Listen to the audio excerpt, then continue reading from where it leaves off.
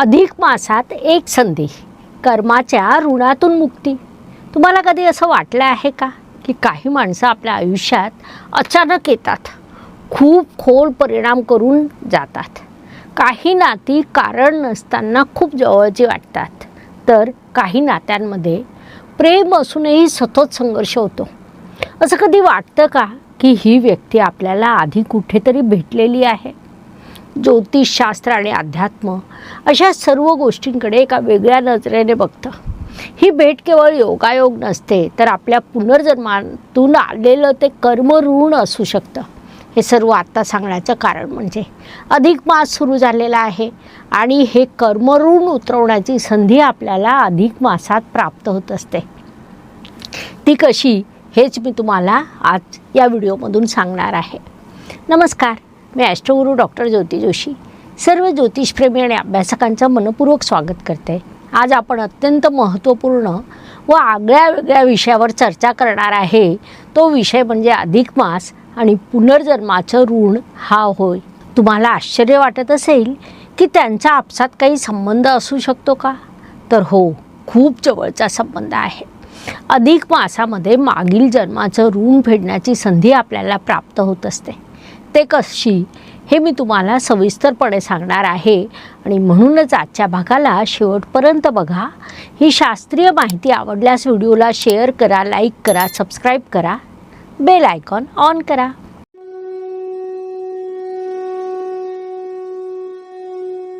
तर मनुष्य जीवनाचं यशापयश हे पूर्णपणे कर्मावर अवलंबून असतं. आपल्या जीवनात जे काही बरं वाईट घडतं त्या सर्वांचा संबंध कर्माशी असतो. महत्त्वाची बाब म्हणजे हे कर्म केवळ या जन्मापुरते मर्यादित नसतात, तर मनुष्य आपल्या जन्मासोबत मागील जन्मातील काही कर्माचं ऋण घेऊन येत असतो. या जन्मातील कर्माची शिदोरी घेऊन पुढील जन्मात जात असतो. त्यामुळे जीवनात आपल्यासोबत जे काही घडतं, जी लोकं आपल्या आयुष्यात येतात, जे काही चांगले वाईट अनुभव आपल्याला प्राप्त होतात, त्याचा संबंध मागील जन्मातील कर्माच्या ऋणाशी असतो. याशिवाय जीवनामध्ये आपल्याला प्रत्येक कृतीचा, भावनेचा एक ठसा तयार होतो, त्याला संस्कार म्हटले जातं. हे संस्कार या जन्मापुरते मर्यादित राहत नाही, तर पुढील जन्मात ते आपल्यासोबत येत असतात. त्यामुळे काही व्यक्ती अनोळखी असूनही आपल्याला खूप जवळची वाटतात. अचानकपणे आयुष्यात येतात. कुठल्या तरी कारणाने त्यांचा आपला संबंध येतो आणि त्यांच्याशी ऋणानुबंध जोडले जातात. तर काही व्यक्तींसोबत काही कारण नसताना आपला संघर्ष होतो. जवळची नाती वारंवार तुटतात, मात्र ती पूर्ण संपत नाहीत. कदाचित ते या जन्मातील नवे लोक नसून मागील जन्मातील अपूर्ण गोष्टीचं पुनरागमन असू शकतं.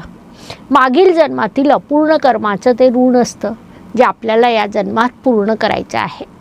आपलं संपूर्ण जीवन अशाच गोष्टींनी भरलेलं असतं आणि म्हणून या सर्व गोष्टींचा बारकाईने विचार करणं, योग्य ते बोध घेणं, चांगलं काय ते करण्याचा प्रयत्न करणं आवश्यक ठरतं.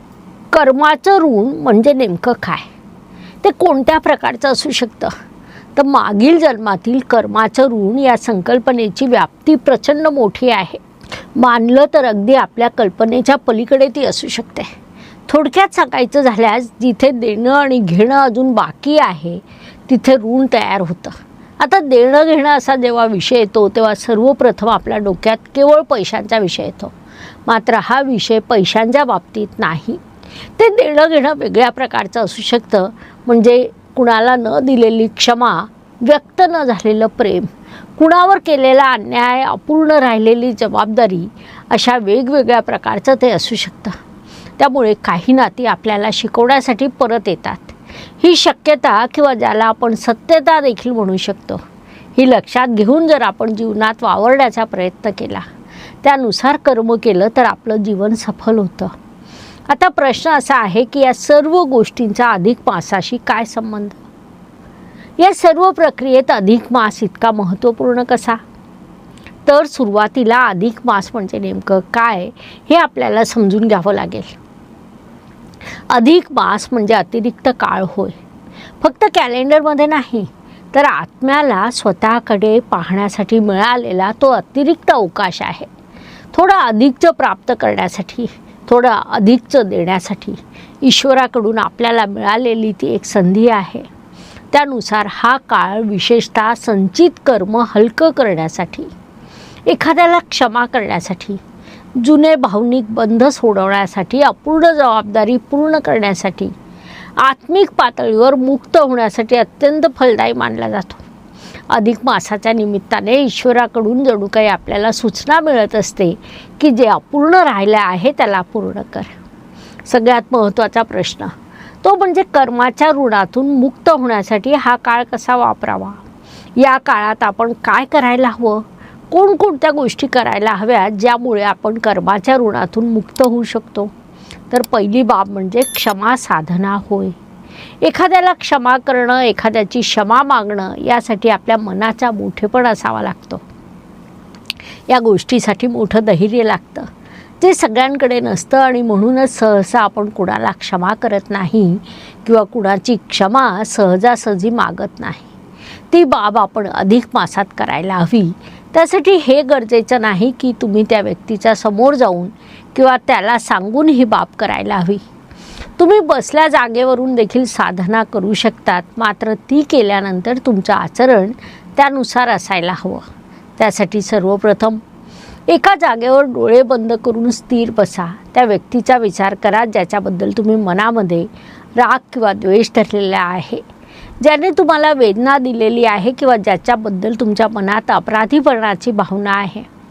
त्यानंतर मनात म्हणायचं, तुझ्याशी असलेलं जे काही ऋण आहे ते मी प्रेमाने स्वीकारत आहे. आता तुला त्यातून मुक्त करते. एवढं करून बघा. त्यानंतर तुमचं आचरण त्यानुसार ठेवा. बघा तुम्हाला छान सकारात्मक वाटेल.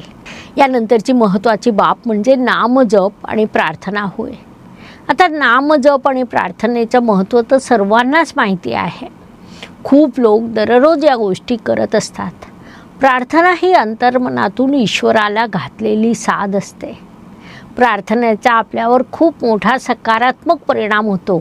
आपण आपल्या या चॅनलवरून वैश्विक शांतीसाठी देखील प्रार्थना केलेली आहे. तसंच नामजप ही मोठी साधना आहे ज्याद्वारे आपण जीवनामध्ये खूप काही प्राप्त करू शकतो. उपायशास्त्रात तर नामजप साधनेला खूप महत्त्व दिलं जातं. आम्ही देखील जप करण्याचे उपाय जातकांना नेहमी देतो. त्यानुसार अधिक मासाच्या या काळात सर्वांनी ओम नमो भगवते वासुदेवाय नमः हा नामजप करावा. त्याचे तुम्हाला अत्यंत शुभ परिणाम प्राप्त होतील. अधिक मासात करावयाची बाब म्हणजे दान आणि सेवा होय. अधिक मासात जे दान दिलं जातं ही बाब सर्वांना माहिती आहे. मात्र त्या दानाचा अर्थ केवळ मुलगी व जावयाला दान देणं केवळ एवढाच होत नाही. आर्थिक स्वरूपातच दिलं पाहिजे असाही अर्थ होत नाही. दान या संकल्पनेची व्याप्ती प्रचंड मोठी आहे. यथाशक्ती आपण काहीही दान करू शकतो. विशेषतः अन्नदान, जलदान, वस्त्रदान अशा गोष्टी आपण करू शकतो. एखाद्याची मनापासून मदत करणं, समोरील व्यक्तीसाठी वेळ काढून त्याच्या आवश्यकतेची पूर्ती करून देणं, सेवाभाव जपणं देखील त्याचाच एक भाग आहे. काही कर्म शब्दांनी नव्हे तर निस्वार्थ कृतीने शुद्ध होतात हे लक्षात घ्या. यानंतर महत्त्वाचा मुद्दा म्हणजे स्वतःला माफ करा. कधीकधी सर्वात मोठं कर्माचं ऋण स्वतःबद्दलच्या अपराधीपणाचं असतं. कुठल्या तरी गोष्टीबद्दल आपण गिल्ट धरून बसतो, स्वतःला शिक्षा देतो. असं जर काही तुमच्या बाबतीत होत असेल तर या काळात स्वतःला माफ करून पुढे जा. स्वतःला सांगा, मी शिकले आहे, मी बोध घेतला आहे, मी बदलले आहे, आता मी स्वतःला मुक्त करते. एवढं नक्की करून बघा तुमच्या जीवनात सकारात्मकता आल्याशिवाय राहणार नाही. थोडक्यात सांगायचं झाल्यास काही नाती आपल्याला सुख देण्यासाठी येतात, काही नाती आपल्याला शिकवण्यासाठी येतात, तर काही नाती आपल्याला मुक्त करण्यासाठी येतात. अधिक मास हा त्या मुक्ततेचा काळ आहे. ज्यांना आपण धरून बसलो आहोत कदाचित ते देखील आपल्या मुक्ततेची वाट बघत असतील. कर्माचं ऋण उतरवण्याचा सर्वोत्तम मार्ग म्हणजे जाणीव, क्षमा आणि प्रेम होय. हा विषय समजून घेण्यासाठी एवढी माहिती पुरेशी आहे. तुमचे अनुभव नक्की कमेंट करा. अशाच उपयोगी माहितीसाठी चॅनलला लाईक, शेअर, सबस्क्राईब करा. बेल आयकॉन ऑन करा. धन्यवाद. शुभम भवतु. नमस्कार. शास्त्राचा अभ्यास करण्यासाठी माझी मराठीतून 11, हिंदीतून 2 अशी पुस्तकं प्रकाशित झाली आहे. विशेष बाब म्हणजे मी स्वतः संशोधित केलेली ज्योती जोशी पद्धती अर्थात जे पद्धती या विषयावर स्वतंत्र ग्रंथ उपलब्ध आहे, त्याचा देखील लाभ घ्यावा. यूट्यूबची कार्यप्रणाली ही मुख्यतः लाईक, शेअर आणि सबस्क्राईबवर चालते. Please like, share and subscribe the channel. धन्यवाद. शुभम भवतु. जय ज्योतिष.